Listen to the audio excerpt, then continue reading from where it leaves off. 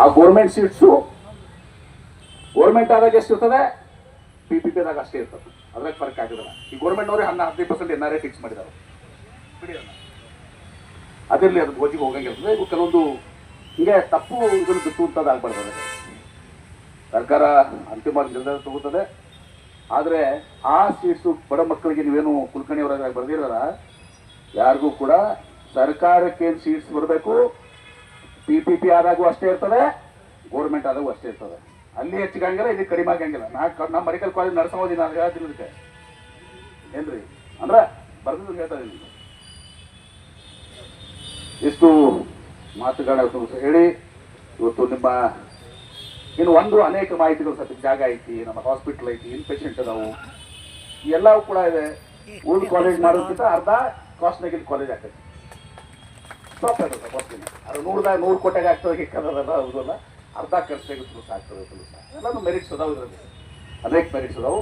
ನೀವೇನು ಹೊಸ ದಿವಸದಲ್ಲಿ ಎಲ್ಲರೂ ಹೋರಾಟ ಮಾಡ್ತಾ ಇದ್ರಿ. ನಿಮ್ಮ ಭಾವನೆಗಳನ್ನ ನಾನು ಜಿಲ್ಲಾ ಉಸ್ತುವಾರಿ ಸಚಿವನಾಗಿ ಇವತ್ತು ಮುಖ್ಯಮಂತ್ರಿಗಳಿಗೆ, ಉಪಮುಖ್ಯಮಂತ್ರಿಗಳಿಗೆ ಮತ್ತು ಶರಣ್ ಪ್ರಕಾಶ್ ಪಾಟೀಲ್ ನಮ್ಮ ಮೆಡಿಕಲ್ಗೆ ತಲುಪಿಸಿ ನನ್ನ ಶಕ್ತಿ ಮೀರಿ ನಾನು ಕೂಡ ನಿಮ್ಮ ಪರವಾಗಿ ಎಲ್ಲ ಮಾಹಿತಿಯನ್ನು ಅವ್ರಿಗೆ ಕೊಟ್ಟು ಸರ್ಕಾರಿ ಕಾಲೇಜ್ ಆಗಲಿಕ್ಕೆ ಪ್ರಯತ್ನವನ್ನು ಮಾಡ್ತೇನೆ.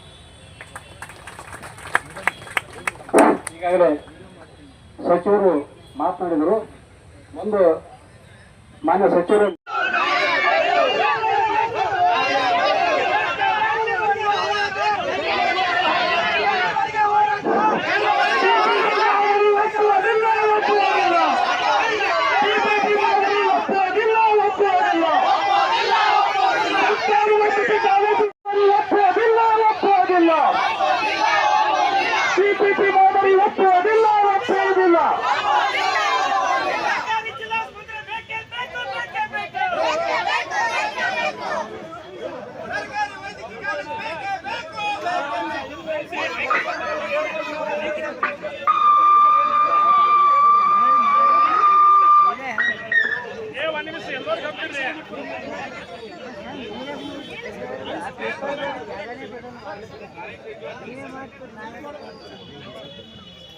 ಒಂದು ನಿಮಿಷ ದಯವಿಟ್ಟು ಯಾರು ಮಾತಾಡಬೇಡ್ರಿ. ನಡುವ ಬಹಳ ಶಾಂತ ರೀತಿಯಿಂದ ಹೋರಾಟ ನಡೆದ, ದಯವಿಟ್ಟು ನಡುವ ಯಾರು ಮಾತಾಡಬೇಡ್ರಿ. ಈಗ ಒಂದು ನಿಮಿಷ ರೀ, ನಮ್ಮ ಹಿರಿಯರಾದಂಥ SM ಪಾಟೀಲ್ ಗಣ್ಯರವರು ಒಂದು ನನಗೆ ನಾನು ನಿಮ್ಮನ್ನು ಉದ್ದೇಶಿಸಿ ನಾನು ಹೇಳಿ ಹೋಗಿದ್ದೀನಿ. ಆದ್ರೆ ಅವ್ರಂತಾರ ಇಲ್ಲ, ನೀವು ಹೇಳಿದಿರಿ ಜಿಲ್ಲಾ ಉಸ್ತುವಾರಿ ಸಚಿವರು, ಈ ಹೋರಾಟಗಾರರಿಗೆ ನಿಮ್ಮ ಭಾವನೆಗಳನ್ನ ನಾನು ಚಾಚು ತಪ್ಪದೆ ಪ್ರತಿಯೊಂದು ಶಬ್ದ ಹೇಳಿ ನೀವು ಹೇಳಿದಿರಿ, ಬರೆದಿದ್ರಿ.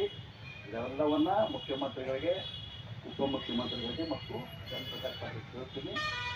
ಹೀಗಾಗಿ ನಿಮ್ಮ ಪರವಾಗಿ ನಾವು ಇದ್ದೀವಿ. ದಯವಿಟ್ಟು ಹೋರಾಟವನ್ನು ಕೈ ಬಿಡ್ರಿ ಅಂತೇಳಿ ವಿನಂತಿ ಮಾಡ್ತೀವಿ. SM ಪಾಟೀಲ್ ಗಣ್ಯರವರು ಅದಕ್ಕೆ ಅಭಿನಂದನೆ ಮಾಡ್ಕೊಳ್ಳಿ ಅಂತ ಹೇಳಿದ್ದಾರೆ. ಅದಕ್ಕೆ ನಾನು ವಿನಂತಿಯನ್ನು ನನ್ನ ಪಾಲಿಗೆ ನಾನು ಹಂಗೆ ಹೊಟ್ಟಿದ್ದೆ. ಅವ್ರು ಗೊತ್ತ ನಮ್ಮ ಕುಲ್ಕರ್ಣಿ ಹೋಗಿರಲ್ಲ ಹೆಂಗಿರ್ಬೋದು. ಅದಕ್ಕೆ ಇವತ್ತು ನಿಮ್ಮ ಭಾವನೆಗಳನ್ನ ನಾನು ಸರ್ಕಾರಕ್ಕೆ ತಿಳಿಸುವಂತ ಪ್ರಾಮಾಣಿಕವಾಗಿ ನಾನು ತಿಳಿಸುವಂತ ಮಾಡ್ತೀನಿ. ಅದು ನನಗೂ ಕೂಡ ನೋವಾಗಿದೆ. ನನ್ನ ಹೆಸರನ್ನ ಬಳಸೋ ಇನ್ನೆಲ್ಲ ಬಿಡು, ಯಾರು ಹೇಳೇ ಬಿಟ್ಟಿಲ್ಲ, ಓಪನ್ ಆಗಿ ಯಾರು ಪಡ್ತಿ ఇప్పుడు ಹೇಳೇ ಬಿಟ್ಟಿದ್ದೀನಿ. ನಾನು ಕ್ಯಾಬಿನೆಟ್ ಹೋಗಿ ನನ್ನ ಮತ್ತೆ ನೀ ನನ್ನ ಗೊತ್ತ ಸ್ವಭಾವ ನಿಮ್ಗೆ ಒಂದು ಇರ್ತದ. ನಾವು ಬಿಟ್ಟು ನಾನು ಹೇಳಿಲ್ಲ, ನನಗೆ ಯಾಕೆ ಯಾರು ಕೇಳಿ. ಅದಕ್ಕೆ ವಿನಂತಿ SM ಪಾಟೀಲ್ ಗಣ್ಯರು ಹೇಳಿದಾಗೆ ಅವರ ಸಲಹೆ ಕೊಟ್ಟಿದ್ದಾರೆ. ಮತ್ತು ಅವ್ರ ಸಲಹೆ ನಾನು ಒಪ್ಪಿಕೊಂಡು ದಯವಿಟ್ಟು ಹೋರಾಟವನ್ನು ಕೈ ಬಿಡ್ರಿ ಅಂತೇಳಿ ತಮ್ಮಲ್ಲಿ ಕಳಕಳಿಯಿಂದ ವಿನಂತಿಯನ್ನ ಮಾಡ್ಕೋತೇವೆ ಸರ್ಕಾರದ ಪರವಾಗಿ. ನಾವು ಹೋರಾಟ ಸಮಿತಿಯಿಂದ ಮಾನ್ಯ ಮುಖ್ಯಮಂತ್ರಿಯವರ ಹತ್ರ ಒಂದು ಮನವಿ ಮಾಡ್ಕೊತಾ ಇದ್ವಿ. ನಮಗೆ ಓರಲ್ ಆಶ್ವಾಸನೆ ಬೇಕಾಗಿಲ್ಲ, ಕ್ಯಾಬಿನೆಟ್ ತೀರ್ಮಾನ ಆಗಬೇಕು. ಬಿಜಾಪುರನ ಕೈ ಬಿಟ್ಟಿದ್ದೀವಿ ನಾವು. PPP ಕಾಲೇಜು ಸರ್ಕಾರಿ ಮೆಡಿಕಲ್ ಕಾಲೇಜ್ ಪ್ರಾರಂಭ ಮಾಡ್ತೀವಿ ಅಂತೇಳಿ ಸರ್ಕಾರದಿಂದ ಆದೇಶ ಬರಬೇಕು. ಅಲ್ಲಿವರೆಗೆ ನಮ್ಮ ಧರಣಿ ನಿಲ್ಲುವುದಿಲ್ಲ. ನಾವು ಧರಣಿಯನ್ನು ಶಾಂತ ರೀತಿಯಾಗಿ ಮುಂದುವರಿಸ್ತೀವಿ. ಬಾಗಲಕೋಟೆ ಆಯ್ತು ಒಂದು ಆಗ್ಬೇಕು. ಯಾರು ಹೋರಾಟ ಮಾಡೋದಿಲ್ಲ. ಅದು ನಿಮ್ಮ ತಪ್ಪು ಸಂದೇಶ. 40 ವರ್ಷದ ಹೋರಾಟ ಯಾರು ಕೆಳಗೊಂಡು ಹೋರಾಟ ಮಾಡ್ತಿರೋದಿಲ್ಲ. ನಾನು ಹೇಳಿದಲ್ಲ 90% ಯಾರು ಇಲ್ಲ ಅಂತ ಹೇಳಿದೀನಿ. ಅಂದಾಗ ನೀನು ಇಲ್ಲ, ಯಾರು ನನ್ಗೆ ಗೊತ್ತದ, ಅದು ಆಕ್ಟಿವಿಟಿ ಮಾಡ್ತೀನಿ ನೀನು.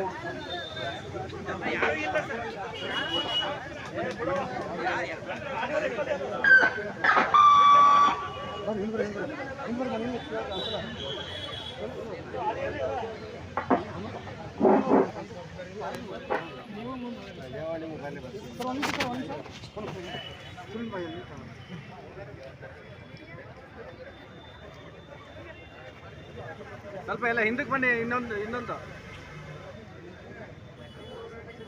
Okay sir.